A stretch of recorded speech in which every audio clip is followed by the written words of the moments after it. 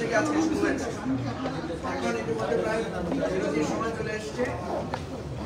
আমরা সেখানে যেটা দেখলাম মোটা দাগে রাষ্ট্রপতি নির্বাচনের আমাদের আগের যে পদ্ধতি, রাষ্ট্রপতি পার্লামেন্টের সদস্যদের ভোটে নির্বাচিত হবেন, সেখানে রাজনৈতিক দলগুলো যদি প্রার্থী দেয় তাদের ভোটে নির্বাচিত হবে। তো এটাকে আমরা সাধারণত যেটা বলি যে পার্লামেন্টারি ডেমোক্রেটিক সিস্টেমে যেটা হবে, এবং রাষ্ট্রপতির খুব বেশি তেমন ক্ষমতা থাকে না। রাষ্ট্রপতি প্রধানমন্ত্রীর উপদেশ নিয়ে উনি তার কার্যক্রম পরিচালনা করেন। আমরা যেটা বারবার আলোচনা করেছি যে বিদ্যমান পরিস্থিতিতে আমরা দেখেছি যে রাষ্ট্রপতি একটা সিম্বলিক জায়গা থাকে। সকল রাজনৈতিক দলই আমরা অতীতে দেখেছি, সবাই আগ্রহ প্রকাশ করেছেন যে রাষ্ট্রপতি এবং প্রধানমন্ত্রীর ক্ষমতার ভারসাম্য দরকার, এবং রাষ্ট্রপতিকে কিছুটা সম্মান, মর্যাদা এবং ক্ষমতা ভাগ করে দেওয়া দরকার। এই পরিপ্রেক্ষিতেই আলোচনাটা এসেছে যে রাষ্ট্রপতি নির্বাচনটা কিভাবে হবে, আগের পদ্ধতির পরিবর্তন হবে কিনা। এখানে দুটো জিনিস, আগের পদ্ধতির পরিবর্তন হওয়ার পক্ষে বেশিরভাগ লোকেরই মত, কিন্তু যখনই পদ্ধতি নিয়ে আলোচনা হচ্ছে তখন দেখা যাচ্ছে পদ্ধতি নিয়ে সবাই একমত হতে পারছে না। বেশিরভাগ একটা জিনিস আপনারা ধরে নেন যে আমরা একদম সবাই একমত হয়েছি যে এই পদ্ধতির পরিবর্তন দরকার, রাষ্ট্রপতি এবং প্রধান ক্ষমতার ভারসাম্য আনতে হবে। কিন্তু নির্বাচন পদ্ধতিতে গিয়ে আমরা দেখলাম দুটো আলোচনা এসেছে, যদিও একদম শেষ পর্যায়ে এসে একটা ইমপ্রুভমেন্ট আছে। সেটা হচ্ছে উভয় পক্ষ, আমাদের নিম্নকক্ষ এবং যদি উচ্চকক্ষ হয় তাহলে এই দুটো মিলে হয় 400 ভোট, 400 জন সংসদ সদস্য। আর যদি 100 নারী সরাসরি নির্বাচিত হন তাহলে হয় 500। তো এখানে একটা কথায় আমরা সবাই একমত হয়েছি যে এই 500 জনের সরাসরি ভোটে, যেহেতু আর্টিকেল 70-তে আমরা একটা সংস্কার এনেছি। আর্টিকেল 70-তে বলা হচ্ছে সংসদ সদস্যগণ স্বাধীনভাবে মত দিতে পারবেন। সুতরাং সেক্ষেত্রে গোপন ব্যালটের মাধ্যমে এই 500 জনের ভোটের ভিত্তিতে রাষ্ট্রপতি নির্বাচিত হবে। এটার ব্যাপারে কারো কোনো দ্বিমত নাই, কিন্তু যোগ করা যেটা, সেখানে হলো একটা ইলেকট্রাল কলেজ যোগ করা যায় কিনা। সেই ইলেকট্রাল কলেজের মধ্যে দুই ধরনের প্রস্তাব এসেছিল। একটা হচ্ছে একদম ইউনিয়ন পরিষদের মেম্বার পর্যন্ত, অর্থাৎ সকল প্রতিনিধিদেরকে ইলেকট্রাল কলেজে একটা করে ভোটের অংশ নেয়।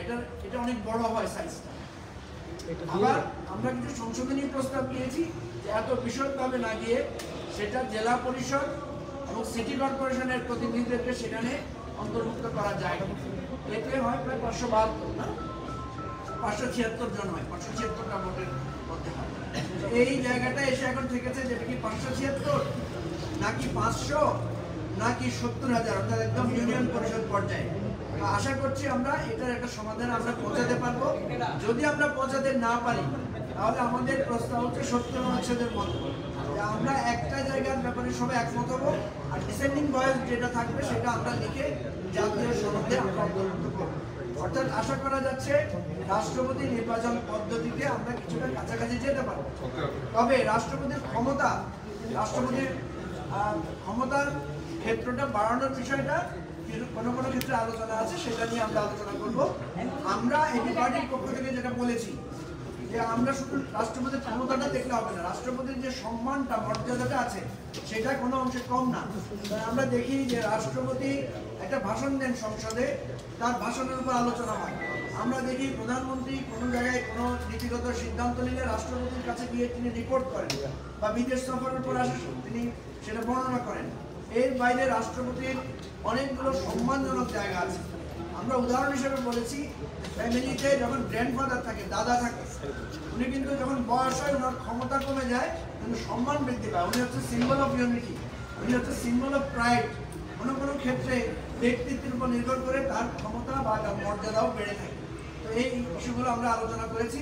আমরা আশাবাদী যে অন্তত রাষ্ট্রপতি নির্বাচনের পদ্ধতি নিয়ে আজকে আমরা একটা ঐকমত্যে পৌঁছাতে পারবো, এবং আশা করি আমাদের এই ঐকমত্য কমিশনের যিনি সহসভাপতি ডক্টর আলী রিয়াজ, উনি আজকে আপনাদেরকে সেই বিষয়টা ব্রিফ করতে পারবেন। মঞ্জু ভাই, রাষ্ট্রপতির ক্ষমতার ভারসাম্যের জায়গাটা আপনারা কি প্রস্তাব করেছেন যে রাষ্ট্রপতির ক্ষমতা বাড়াটা কোন কোন জায়গাটা দরকার?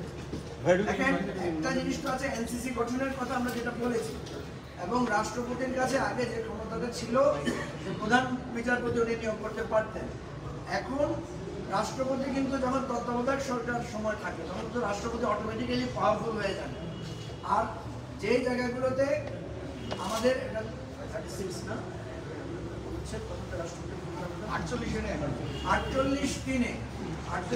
অনুচ্ছেদে যেটা বলা হয়েছে, রাষ্ট্রপতি প্রধানমন্ত্রীর উপদেশ অনুসারে কাজ করবেন।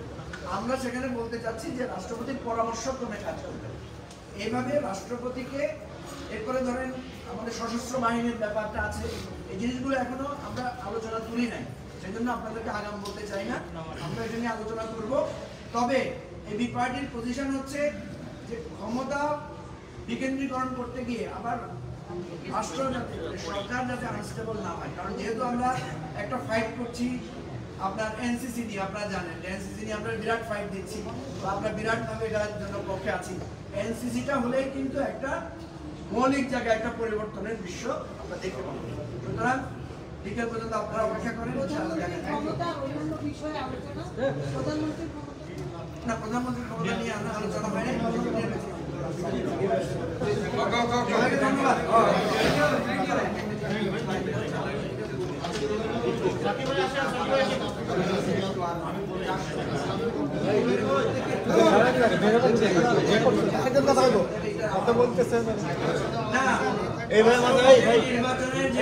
কলেজ আছে, সেখানে তো দুই পক্ষের সংসদ সদস্যরা থাকবেন, এটা প্রস্তাবনায় আছে। আগে যেটা ছিল শুধুমাত্র নিম্নকক্ষের পার্লামেন্টের মেম্বাররাই শুধু রাষ্ট্রপতি নির্বাচনে ভোট দিবেন, এখন উচ্চকক্ষ যদি হয় উচ্চকক্ষের সদস্যরা ভোট দিবেন। এখানে গুণগত কথা যেটা, সেটা হচ্ছে আগে 70 অনুচ্ছেদে দলের প্রার্থীর বিপক্ষে ভোট দেওয়ার ক্ষমতা ছিল না। এখন 70 অনুচ্ছেদে আমরা যে অ্যামেন্ডমেন্টটা এনেছি বা সংস্কারটা করেছি, সেখানে দলের প্রার্থীর বিরুদ্ধেও সংসদ সদস্যরা ভোট দিতে পারবে। এবং সেখানে আরেকটা জিনিস যোগ করা হয়েছে, সেটা হচ্ছে আগে হাত তুলে ভোট নেওয়া হতো, আমরা বলেছি গোপন ব্যালটের মাধ্যমে এই ভোটটা দেওয়া। আপাতত এতটুকু অগ্রসরতা আছে, বাকিটা আচ্ছা। আজকেও আরেকটা জিনিস দেখা গেছে, যেটা প্রফেসর আলী রিয়াজ বলেছেন, অনেক রাজনৈতিক দল দেখা যাচ্ছে তাদের মত পরিবর্তন করেছেন ব্যাখ্যাহীনভাবে। আবার উনি বলেছেন আমরা কিন্তু ওনাদের কাছে একটা রিভাইজ প্রপোজাল চেয়েছিলাম, অনেক রাজনৈতিক দল এই রিভাইজ প্রপোজালটা দেয় না, এটা উনি ঘোষণা দিয়েছেন।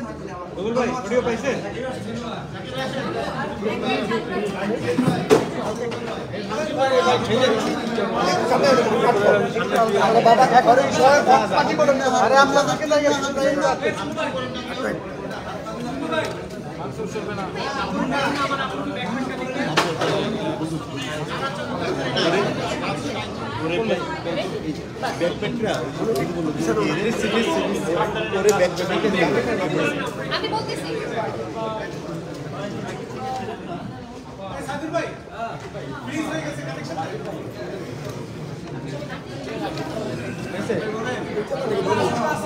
পড়ে যাবে দেখো না যাবে না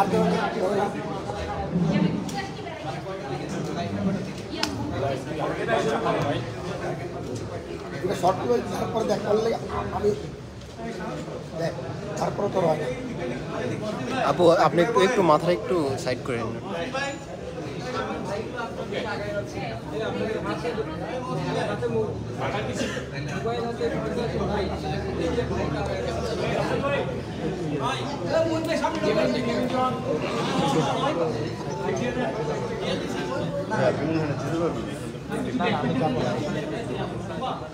ভাই আপনি মোবাইলটা রাখেন ভাই আপনাদের সবাইকে গণসংহতি আন্দোলনের পক্ষ থেকে শুভেচ্ছা জানাই, সালাম জানাই। আসসালামু আলাইকুম। হ্যালো আপু একটু মাথাটা একটু আমরা যে আলোচনা করেছি সেই আলোচনায় আসলে প্রধানত আমরা রাষ্ট্রপতি নির্বাচনের বিষয়টা আলোচনা করেছি, এটা আপনারা ইতিমধ্যেই শুনেছেন। এটা রাষ্ট্রপতি নির্বাচনের বিষয়ে আমরা যদি খুব সংক্ষেপে বলি তাহলে আসলে কয়েকটি প্রস্তাব আছে। তার মধ্যে একটা হচ্ছে প্রধানত দুই ভাগে ভাগ করা যায়, যে যা বিদ্যমান আছে এটা রাখার পক্ষে আর এটা পরিবর্তন করার পক্ষে। এই পরিবর্তন করার পক্ষে আসলে অধিকাংশ রাজনৈতিক দল তারা মতামত দিয়েছে। এখন এই পরিবর্তনটা কিভাবে হবে, এই পরিবর্তনের জায়গায় আমরা একটা অগ্রগতি ইতিমধ্যে আমাদের হয়েছে। আপনারা জানেন যে গত 2 দিনের আলোচনায় 70 অনুচ্ছেদে যে আমরা অনেকগুলো সংস্কারের প্রস্তাব করেছি, সেইটার ফলাফল হিসাবে এখন রাষ্ট্রপতি নির্বাচনে আসলে সংসদ সদস্যরা তাদের দলের বিপক্ষেও একটা ভোট দিতে পারবেন। এইটা একটা ভবিষ্যতে এটা করতে পারবেন, এই সুযোগটা তৈরি হয়েছে। ফলে এখন এটা যদি গোপন ব্যালটে তারা যদি এটা নির্বাচনের জায়গায় যান সেটার প্রস্তাব এসছে যে গোপন ব্যালটে যদি এটা নির্বাচনের জায়গায় যান এবং উচ্চকক্ষ যদি আসলে গৃহীত হয় তাহলে এখানে মূলত 500 জন তারা নির্বাচক মন্ডলী গোপন ব্যালটের মাধ্যমে তারা নির্বাচন করতে পারবেন। এটা হচ্ছে একটা প্রস্তাব। আরেকটা হচ্ছে যে এখানে সিটি কর্পোরেশনগুলো আরেকটা প্রস্তাব হচ্ছে যে সিটি কর্পোরেশনগুলো এবং জেলা পরিষদের যে সমন্বয় এইটা বিষয়ে আসলে আরেকটা কথা হয়েছে। সেখানে আসলে 76 জন তাহলে যুক্ত হবেন, 64 প্লাস 12 এই 76 মিলিয়ে 576। আর আরেকটা প্রস্তাব হচ্ছে একেবারে তলা পর্যন্ত অর্থাৎ ইউনিয়ন পরিষদ পর্যন্ত এটাকে নিয়ে যাওয়া এবং এটা 70,000 করা। তাহলে এই তিনটা প্রস্তাব আসলে এখানে আছে। এই জায়গা থেকে ধরেন একটা বড় অংশ আসলে এই প্রথম 500 জনের যে প্রস্তাব সেই 500 জনের বিষয়ে সাধারণভাবে এবং 576 জনের না প্রথমে 500 জনের বিষয়ে একটা মতামত আছে, তারপরে 576 বিষয়ে আবার আরেকটা ধরনের লেয়ারের মতামত, আবার এই 70,000 পর্যন্ত কারো কারো মতামত। এখন এই মুহূর্তে আমরা পুরোপুরি ভাবে একমতে আসলে পৌঁছাতে পারিনি, কিন্তু একটা জায়গায় আমরা একমতে পৌঁছাতে পেরেছি যে এটার পরিবর্তন দরকার। পূর্ববর্তী যে পদ্ধতি ছিল শুধু হাত তুলে এমপি করা কিংবা প্রেসিডেন্ট এমন একজনকে নির্বাচিত করা যিনি আসলে পা ধরে স্নান করাকে তার গুরুত্বপূর্ণ মানে অর্জন বলে মনে করবেন, এরকম কাউকে যাতে প্রেসিডেন্ট না করা হয়, তিনি যাতে একটা সম্মানিত ব্যক্তি হন এবং সেখানে তার নির্বাচন প্রক্রিয়া যাতে আসলে সঠিক হয়। এর সাথে সাথে আরেকটা বিষয়ে আমাদের এখানে গুরুত্বপূর্ণভাবে আলোচনা হয়েছে যে প্রেসিডেন্টের ক্ষমতা কিভাবে বর্ধিত করা যায়। এ বিষয়ে আসলে নানান ধরনের প্রস্তাব আসছে। এই প্রস্তাবগুলো সামনে আরো আলোচিত হবে এবং আলোচিত হওয়ার মাধ্যমে এটার একটা সর্বোচ্চ জায়গায় আসবে। কয়েকটা বিষয় অলরেডি এসছে, যেমন বিচারক নিয়োগের ক্ষেত্রে সেক্ষেত্রে আগে যেভাবে আসলে মানে পরামর্শ করা দরকার হতো ভবিষ্যতে পরামর্শ করা দরকার হবে না। তারপরে ধরা যাক যে সংসদ ভেঙে দেওয়ার প্রশ্নে প্রধানমন্ত্রীর পরামর্শক্রমে তিনি ভেঙে দেবেন, এটার বাধ্যবাধকতা ছিল সেটা বাধ্যবাধকতা থাকবে না, এখানে তিনি বিবেচনার জায়গা তার থাকবে। এরকম আরো অনেকগুলো প্রস্তাব এসছে। আমরা এই প্রস্তাবগুলো নিয়ে ভবিষ্যতে আলোচনা করবো এবং একটা জায়গায় আমরা পৌঁছবো বলে আশা করি। সাকিব ভাই বলেন, সাকিব ভাই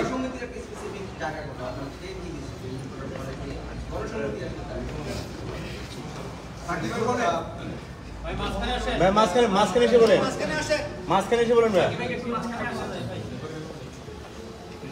রাষ্ট্রপতি নির্বাচনের ক্ষেত্রে সকলেই ঐক্যমত্য হয়েছেন যে প্রায় সবাই বিদ্যমান ব্যবস্থা যেটা সেটার একটা বদল সেখানে ইলেকট্রাল কলেজ তৈরি করার ব্যাপারে আসলে একটা প্রস্তাব। এখন এই ইলেকট্রাল কলেজের বিষয়েও ঐক্যমত্য একভাবে আছে, কিন্তু ইলেকট্রাল কলেজ কি আকারে হবে সে বিষয়ে কোনো ঐক্যমত্য। ইলেকট্রাল কলেজের ক্ষেত্রে ইতিমধ্যে যেটা বলা হয়েছে যে যদি উচ্চপক্ষ হয় তাহলে নিম্নপক্ষ সকল সদস্যরাই ইলেকট্রাল কলেজের সদস্য। এরপরে যে জিনিসটা আছে যে উচ্চপক্ষ নিম্নপক্ষের সাথে জেলা পরিষদের একজন করে প্রতিনিধি সমগ্র জেলার সমন্বয় আর সিটি কর্পোরেশনের 12 এই মিলে 576। এর বাইরে আরেকটি আছে সকল পর্যায়ের জনপ্রতিনিধি হিসেবে 70,000। ইলেকট্রাল কলেজ বিষয়ে আমাদের অবস্থা হচ্ছে যে আমরা মনে করি যে এটা জেলা পর্যায়ে এবং সিটি কর্পোরেশনের একজন করে প্রতিনিধির সাথে এই যে ইলেকট্রাল কলেজ এই ইলেকট্রাল কলেজ গ্রহণ করা যেতে পারে, কিন্তু এই নিয়ে এখনো পর্যন্ত যেহেতু কোনো ঐক্যমত করেনি। আমরা মনে করি যে রাষ্ট্রপতি এবং প্রধানমন্ত্রীর ক্ষমতার ভারসাম্যটাই জরুরি। রাষ্ট্রপতি নির্বাচন প্রক্রিয়াটাকে একটা ইলেকট্রাল কলেজের মধ্যে যতটুকু ন্যূনতম ঐক্যমত হয় সেই প্রশ্নে আমরা ছাড় দিতে প্রস্তুত আছি। সেই ক্ষেত্রে যদি পার্লামেন্টের 2 কক্ষ সদস্যরাই ইলেকট্রাল কলেজ হন সেক্ষেত্রেও আমরা ছাড় দেওয়ার জন্য প্রস্তুত আছি। আমরা যে কথাটা প্রত্যেকের সাথে যুক্ত করতে চাই, যেটা অনেকেই প্রস্তাব করেছেন, এখানে সাইকেল হয়ে এসেছে, তার প্রস্তাব স্থাপিত হয়েছে, আমরাও এই প্রস্তাবের সাথে যে গোপন ব্যালটে এই নির্বাচন আসলে গোপন ব্যালটের নির্বাচনের প্রশ্নটি প্রায় সকলেই একমত। কেউ হয়তো বলেছেন দলের সাথে একটু আলোচনা করতে হবে, কিন্তু এটাও সাথে বলেছেন যে 70 অনুচ্ছেদের যে ধরনের সংস্কার করা হচ্ছে সেক্ষেত্রে কিন্তু পার্লামেন্ট মেম্বাররা 2 কক্ষে তারা স্বাধীনভাবে ভোট দিতে পারবেন এই প্রশ্ন, মানে অর্থাৎ যেগুলো এক্সেপশন আছে, এক্সেপশনের বাইরে রাষ্ট্রপতি নির্বাচন এক্সেপশনের মধ্যে পড়ছে না। কাজে রাষ্ট্রপতি নির্বাচনে তারা স্বাধীনভাবে যদি ভোট দিতে পারবেন, এটা তো আসলে গোপন ব্যালটেরই নাম। সেই ক্ষেত্রে এটার সাথে একমত, কিন্তু তারপরে হয়তো দলের সাথে আলোচনা করবেন।